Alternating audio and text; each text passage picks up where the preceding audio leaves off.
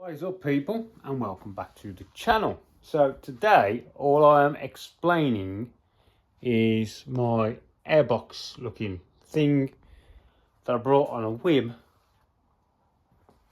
thinking I could get away with using it on this car.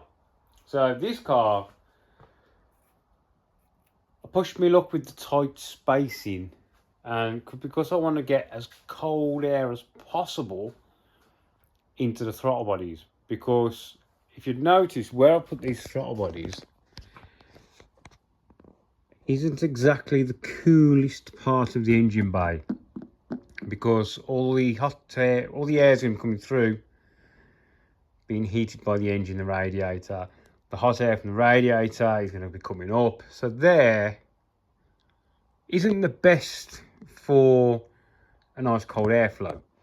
Then when I saw this thing pop up on eBay, I was like, oh, I know that brand. That's a very expensive brand. Now, these aren't cheap. Let me zoom out. So for this section alone is £400 plus flat. Yeah? And that does not come with this. This is a separate piece that you buy as an add-on. This is a fuel rail spacer, and they are like £150 plus VAT just for this little piece. So for £550 plus VAT shows you how expensive this stuff is. I can't remember the name. What's the name? Revent or something like that. Revent, I think. REV. EI, REV, EVI or something like that. So they're expensive. Now this part, I know the PCD on the throttle bodies is wrong because it's designed for a car, not a bike. But I thought that's not a problem. I'll just get some carbon, make a replacement section for the middle. And I think this probably would work if you think it's got to go where these bolts are.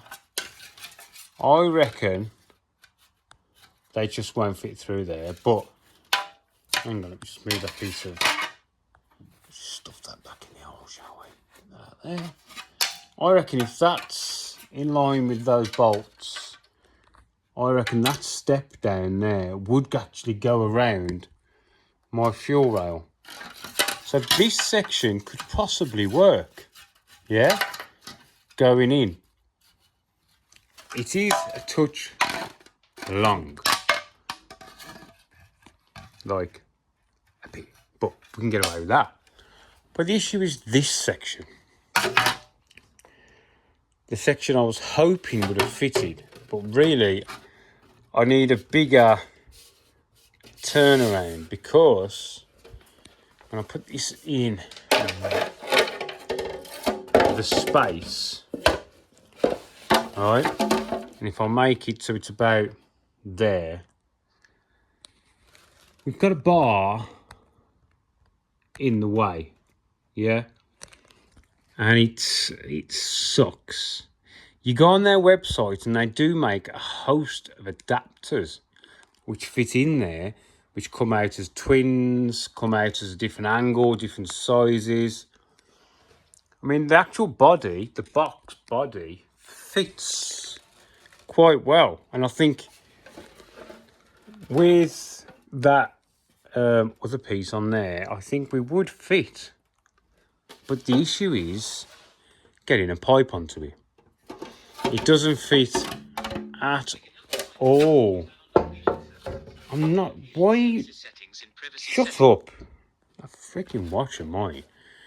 This way it doesn't fit at all because the engine is stepped over. It's ever so slightly, but I designed it so this is where my intake would be. So yeah, it would have been nice. I did think about trying to get it to go on an angle, so I can get it to there, but the throttle bodies would be way too far in, and I just wouldn't get the velocity in there. So really, they need to be a good like that, so I'm getting plenty of gap down the back. And with that spacer, I think we could. With this, it's just not really going to work, I don't think.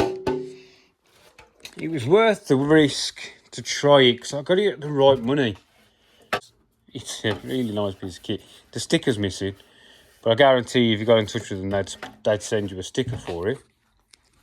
So, back to the drawing board for air intake to make it also lightweight. I could probably get price engineering to make something out of aluminium if we can get it light enough. Because we're so far away from the engine, anything heavy, you know, you've got a large kind of, if it's down there, it's going to pull these out a lot easier than if it's closer. If you know what I mean? I can't remember what it's called. Fulcrum point or something like that. And we've also got to get around my injector rail because it bolts to here. My other Genvis, the body's longer and these are shorter. Then again, I suppose I could put my other Genvis on. No, they're Gen 1. Well, no, it still fits. All I've got to use are these bars. No, they mount differently. On my other ones, I think those bolts are further apart. I'll have to get the other engine out, or the other set off the other car. And if I can make, because on a Gen 2, if nobody knows, these are closer together. I think that's identical, but these are closer together, these two ports. Where on the Gen 1, they're more equally spaced. So if I could do that, then I could use the other Genvis, where this body's longer. This flange is about here. So you do actually miss the rail. If not, the bottom of the box will have to have a step in it. Do you know what I mean? So it comes like up, cross, up, dome, around. And the intake could be like here. Yeah? So the box will have to be quite long. And the intake here. So I can get it down to my headlight. Do you know what I mean? Oh, it's a tricky one. But it's something I didn't really think that much into. I was hoping that would have fitted. But obviously not. Back to the drawing board. Yeah? And I don't really want to put all of this. There is some out there, big ones. One of my friends fitted one on his car where he's got a really big airbox and he's put the throttle bodies inside the airbox. Well, throttle bodies aren't designed really to be inside an airbox because of differential in pressure. So I don't really want to be doing that. So I need to come up with some sort of air intake system. Yeah, so that'll do for now. Anyway, it was just a quick video. I haven't done anything on this. Just been talking with the owner and what we've got to do, what I want to try and do. So we'll get a video out during the week. I'm working 12 hours this week, so it's going to be tricky. But I'll try and get up a day on it and get the cage out. I'm going to be using Dan's cage until the other cage arrives from Owen's fab because we're still unsure on dates. It's got it on the shelf. It's just got to be delivered to me. So yeah, that's it. So I'll probably put this up for sale on my Instagram before I put it back on eBay.